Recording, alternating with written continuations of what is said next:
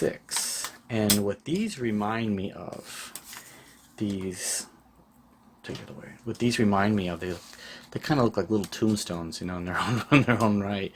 But what they symbolize to me is that they were not just tags, but they were something that you would have found like on a steamer trunk from the Victorian era. So with that said, let's create some Gothic Christmas ornaments with these. Now, in 1851, the Crystal Palace exhibition in London was on in Hyde Park, and these are etchings from a book. Now you can use these because they're in the public domain, and what's so awesome about it is that they're Victorian, and I'm going to be using some of these patterns to put on our Christmas ornaments. Just look at the beauty in the darkness here. So let's slice these up and let's put them on there.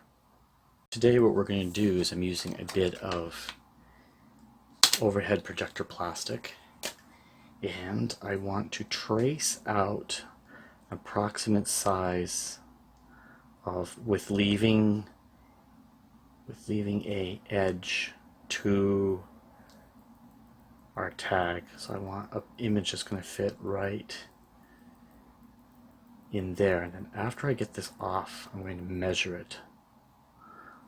We can decorate these any way we want. We can really goth them up really darkly, and we can put pearls and black diamonds and stuff on here. But let's just get that square. Now I got to measure that square and then cut that out as a template. Okay, so let's just measure this out. I could do it in centimeters, but let's do it out in inches today. Centimeters are fun, but I'm going to do it out in inches and just find out what that came out to be. Wow, look at that. There. Okay. And 16th and almost 2 inches. So we almost have 1 inch by 2 inch. What I'm going to do now is I'm going to cut this template out with an Etcho blade on a nice hard surface or cutting board and make a template. Okay, now that I got this cut out, just pop that window right out.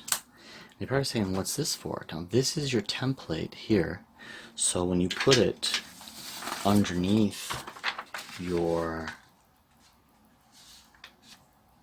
photocopy, you can discover which pattern you want to have on your ornament. Like, see, that's really cool. Or just that one back here. So we can use several different patterns. So let's cut out quite a few of these and see what they look like. So since I'm working with a black on black, I'm using a Sharpie permanent magic marker here. And I'm just going to trace out a few different squares.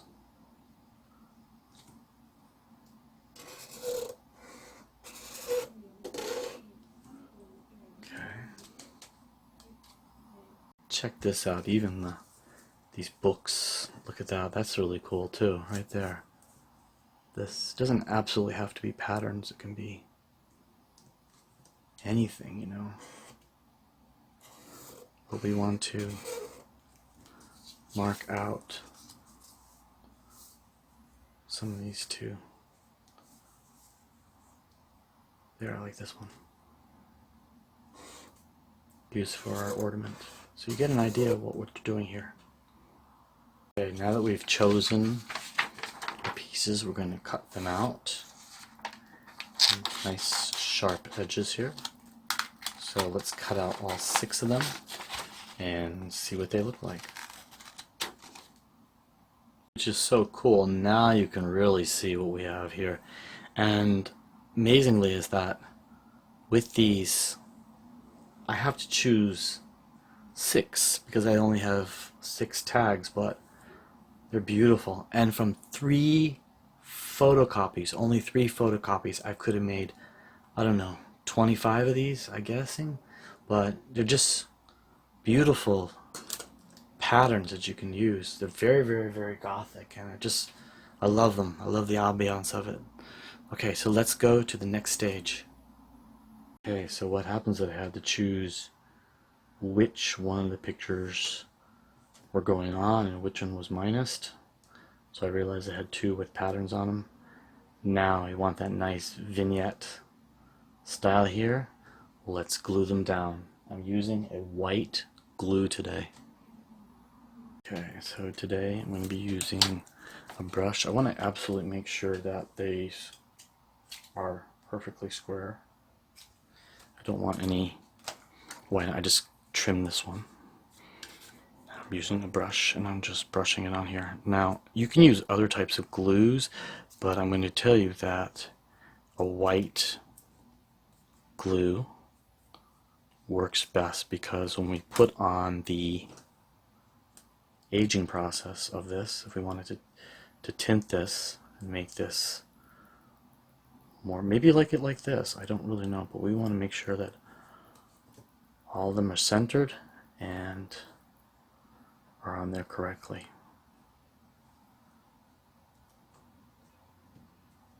Okay. What I did was I just touched up a little bit with the black permanent magic marker the edges to make sure it's nice and done. A little thing got in there. Look at that. That is going to be a cool Christmas ornament. And there they are. These just look great. I mean, you can actually give these away as a gift, but I know quite honestly that any of my brothers and sisters who are into Victorian goth or romantic goth or even vampire goth might get off on this. So these just have that quality about it, but we're going to take these one step further. We're going to make a wash on this. So let's get out our acrylics and let's do it. Okay, today I'm going to show you how to make a proper wash on this. Today I'm using a watercolor brush and I'm using an acrylic number 999, and I'm just going to make a slight slurry over here. Just a slight slurry like that. And we don't want it really, really, really dark. We just want to age our piece. So let's apply as much as we want. We can also create the edges more darker if we wanted to. You can see now we're toning this down so it blends in with our piece. Yeah, look at that. Yeah, let's just do the edges a little bit darker. And then once you're finished with this, just let this dry. Blend in.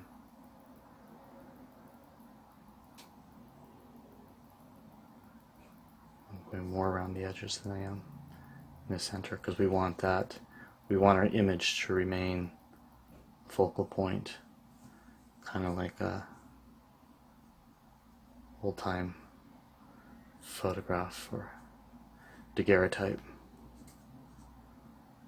Okay, we'll put this aside and let this dry. There they are, stained in all their glory.